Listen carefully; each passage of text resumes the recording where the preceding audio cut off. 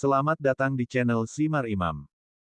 Sembari mendengarkan tinggalkan like dan komentarnya bosku. Bab 21, Gua Abadi. Cao Cao dan Sumin keduanya berjalan menyusuri jalan kota kecil yang ramai. Ular kecil itu terus-menerus melihat ke banyak kios pinggir jalan yang menjual makanan, namun, kali ini Sumin tidak membeli apapun. Dia hanya bisa melakukan apa-apa dan menghela nafas berat ketika dia membuka mulutnya untuk mengeluh karena tidak mendapatkan cukup makanan.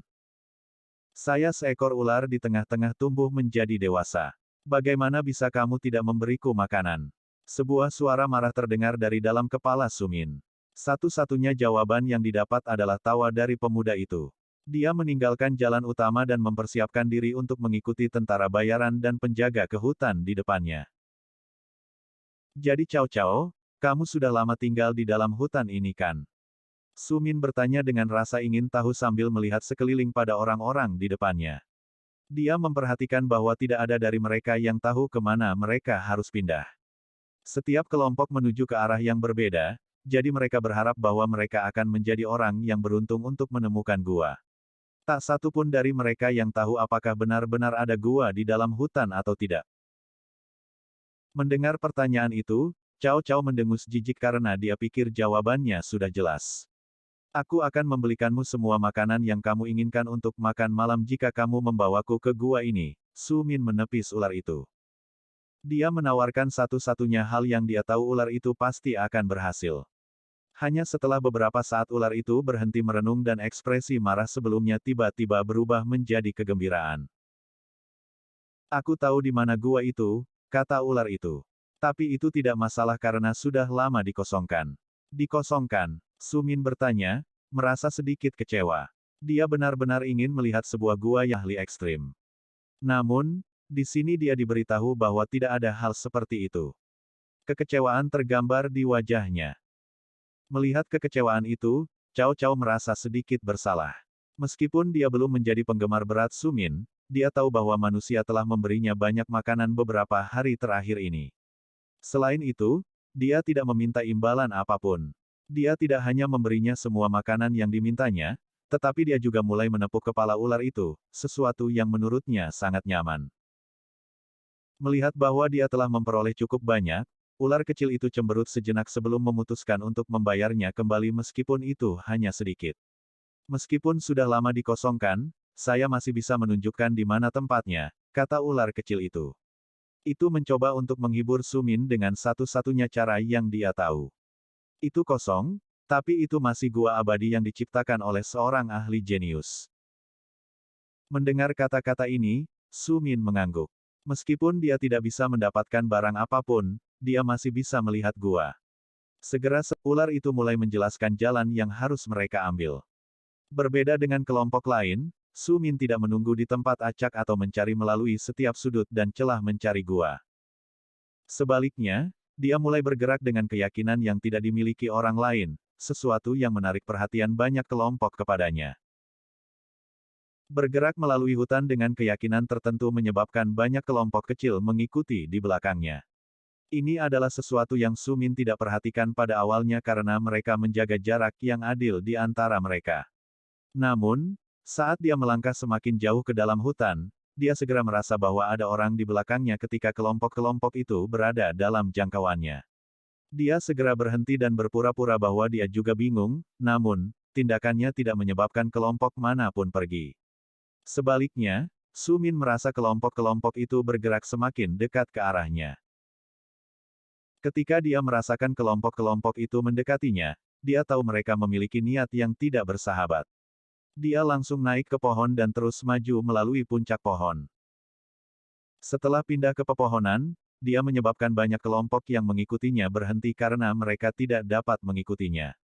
Bergerak dengan kecepatan secepat Sumin bergerak di puncak pohon adalah sesuatu yang hanya bisa dilakukan oleh beberapa pembudidaya. Namun, banyak pembudidaya yang mengikutinya jauh di atasnya dalam peringkat dan mereka berhasil mengikutinya. Meskipun mereka tidak dapat mengurangi jarak antara mereka dan dia, mereka berhasil terus mengikutinya yang menyebabkan pemuda itu merasa sangat khawatir dengan pilihannya. Kita selalu bisa pergi ke sarang ayah, kata ular dengan suara sembrono.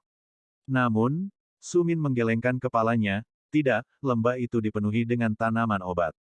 Jika salah satu dari mereka selamat dan lolos, mereka akan kembali dengan banyak ahli berpengalaman dan memanen semuanya. Mereka akan membawa begitu banyak orang sehingga bahkan ayahmu akan mendapat masalah. Ini adalah sesuatu yang harus kita tangani sendiri. Sumin berkata dengan matanya yang gelap dan suasana hatinya yang masam. Dia benar-benar ingin mengunjungi gua, tetapi saat ini, sepertinya itu bukan pilihan baginya. Tiba-tiba, senyum muncul di wajahnya karena gua itu persis di mana dia harus pergi. Dengan satu pikiran, dia sekali lagi mengikuti jalan yang ditunjukkan kepadanya oleh ular itu.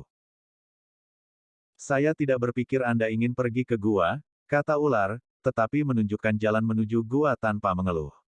Mempercepat kecepatannya, Sumin beringsut lebih dekat ke gua. Ketika dia mendekatinya, dia memperhatikan bahwa orang-orang yang mengikutinya berkurang jumlahnya. Hanya beberapa yang tidak dapat mengikutinya, tetapi mayoritas masih bertahan. Saat mereka masuk lebih dalam ke hutan, mayoritas terus tetap stabil saat mereka menggunakan kekuatan penuh mereka untuk menjaga Sumin yang lebih lemah dalam pandangan mereka. Pengejaran liar berlangsung selama 2 jam lagi sebelum mereka akhirnya tiba di sisi gunung. Ketika Sumin mendaki sisi gunung, dia melihat sebuah gua besar tepat di depannya. Saat dia melihat gua, yang lain di belakangnya juga memperhatikannya. Mereka tidak lagi memperhatikan Sumin yang terus bergegas melewati puncak pohon yang tinggi dan dengan cepat menghilang ke dalam hutan di seberang gunung. Melihat Sumin melarikan diri ke kejauhan, kelompok-kelompok yang mengikutinya fokus pada gua yang telah mereka dengar begitu banyak. Begitu mereka masuk, kemarahan memenuhi mata mereka dan mereka memerintahkan orang-orang tercepat mereka untuk menemukan dan menangkap Sumin. Tidak ada yang tersisa di dalam gua dan satu-satunya yang bisa dilihat dari batu. Bahkan gulungan perkamen tidak dapat ditemukan tergeletak di sudut-sudut. Sumin tidak bodoh karena dia tahu bahwa kelompok itu tidak akan puas dengan apa yang mereka temukan di dalam gua. Itulah sebabnya dia dengan cepat melarikan diri. Beberapa saat setelah dia mendengar suara pohon yang hancur dan orang-orang yang gelisah saat dia dengan cepat melarikan diri melalui sisi berlawanan dari gunung ke daerah yang belum pernah dia kunjungi sebelumnya. Sumin sudah jauh ke tengah hutan dan banyak binatang buas di area ini berbahaya. Sejauh ini, dia sangat beruntung karena dia tidak bertemu satu pun binatang buas. Namun, dia tahu bahwa semakin jauh dia berkelana, semakin besar kemungkinan dia bertemu dengan binatang buas. Sayangnya, dia tidak punya pilihan lain selain terus bergerak maju. Harapannya adalah terus berlari melintasi puncak pohon sehingga sebagian besar binatang di tanah tidak terlalu memperhatikannya. Setelah berlari lebih jauh ke depan, dia tiba-tiba menyadari suara pertempuran di belakangnya. Saat dia melihat ke belakang, dia melihat binatang iblis setelah binatang iblis menghalangi jalan dari para pengejar. Sumin tidak bodoh. Dia langsung mengerti bahwa hal seperti ini ada hubungannya dengan Cao Cao. Sekarang bukan waktunya untuk bertanya pada ular itu, tetapi sudah waktunya untuk terus bergerak maju untuk terus meningkatkan keunggulan yang dia peroleh dari orang-orang yang mengikuti di belakangnya. Setelah bergerak untuk waktu yang lama, Sumin akhirnya melambat. Dia tidak dapat melihat siapapun mengikuti di belakangnya. Hutan dipenuhi dengan suara binatang iblis, namun tidak satupun dari mereka yang mendekati Sumin selama Cao Cao diikatkan ke lehernya. Aura Sumin adalah seorang prajurit bintang 1. Dengan Cao Cao melingkar di lehernya, aura Cao Cao menguasai aura lemahnya sendiri. Dia benar-benar bersyukur itu. Mari kita kembali ke tempat ayahmu, kata Sumin. Berdetak cepat saat dia merasakan aura musuh kuat menuju ke arahnya. Namun, Cao Cao menggelengkan kepalanya. Hutan ini milik ayahku, katanya dengan sinar di mata hijaunya. Apakah Anda pikir ada orang di dalam hutan ini yang berani melawan saya, satu-satunya putra ayah saya? Bahkan jika saya membawa manusia, tidak ada yang akan menyentuh Anda meskipun mereka mungkin datang untuk melihat seperti apa penampilan Anda. Mendengar ini, Sumin melihat bagaimana binatang iblis demi binatang iblis muncul di depannya. Ada serigala kera emas iblis, merak merah darah, kumbang bertaring valet, burung pipit mahkota Thunderstrike, dan bahkan kuda bersayap. Melihat binatang buas ini, jelas bahwa tidak satupun dari mereka yang tampaknya memiliki niat buruk. Namun, Sumin merasa sangat gugup saat binatang buas itu mendekat. Mereka menatapnya, mengendusnya dan bahkan menyentuhnya. Jika Cao Cao tidak berada di sisinya, jelas bahwa dia sudah dimakan sejak lama. Karena mereka saat ini tidak memiliki niat untuk menyakitinya, sebaliknya, rasa ingin tahu ditunjukkan. Binatang buas ini belum pernah melihat manusia sebelumnya, Cao Cao berkata sambil tertawa melihat dan ketidaknyamanan di hati Su Min. Mereka semua adalah peringkat prajurit tahap menengah akhir atau bahkan binatang peringkat prajurit tingkat lanjut. Mereka semua begitu kuat sehingga tidak perlu apa-apa selain pukulan cakar mereka untuk membunuh manusia. Su Min kesulitan memahami potensi kekuatan mereka. Ini tempatku. Saya selalu bermain dengan orang-orang ini ketika saya bosan. Hei, hei, aku menyelamatkanmu. Anda harus membelikan saya banyak makanan. Mata Cao Cao bersinar dengan kebahagiaan. Melihat ular itu senang, Su Min tidak bisa menahan perasaan bahaya dari apa yang ada di sekitarnya. Sebaliknya, dia mulai tertawa terbahak-bahak sambil menepuk kepala ular itu. Tentu, katanya keras-keras saat banyak binatang menatapnya dengan rasa ingin tahu. Tak satu pun dari mereka yang mampu berbicara bahasa manusia. Namun, mereka tahu bahwa ayah ular, Raja Hutan, mampu berbicara dalam bahasa manusia. Dalam banyak hal, Su Min sama menariknya bagi mereka dan dia. Su Min tahu bahwa dia berhutang banyak pada Cao Cao. Meskipun masalah awalnya dimulai pada perjalanan mereka menuju Gua Abadi, dia tahu bahwa dialah yang ingin pergi sejak awal. Segera setelah mereka diikuti oleh kekuatan yang jauh lebih kuat darinya, dia menemukan bahwa dalam keadaan darurat, Cao Cao telah menyelamatkan hidupnya. Ini menyebabkan dia mendarat di area dalam hutan dengan aman. Aku berjanji untuk membeli apapun yang kamu inginkan, kata Su Min pelan. Tapi kita tidak bisa kembali ke kota asal kita. Kita akan perlu melakukan perjalanan melalui hutan. Jika kita kembali, kita akan ditangkap oleh orang-orang yang mengikuti kita. Bahkan jika Anda membawa teman-teman Anda, kami tidak akan bisa mengaturnya.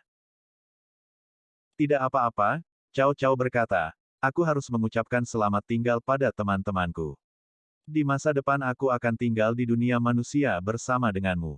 Wajahnya semua tersenyum dan Su Min mampu merasakan kegembiraan yang menggelegak di dalam ular muda itu. Tertawa keras sekali lagi, Su Min memindahkan ular itu kembali ke lehernya di mana ular itu melingkar. Mereka perlahan mulai bergerak menuju ujung hutan yang berlawanan. Sudah waktunya baginya dan Cao Cao untuk mulai menjelajah ke dunia di sisi lain.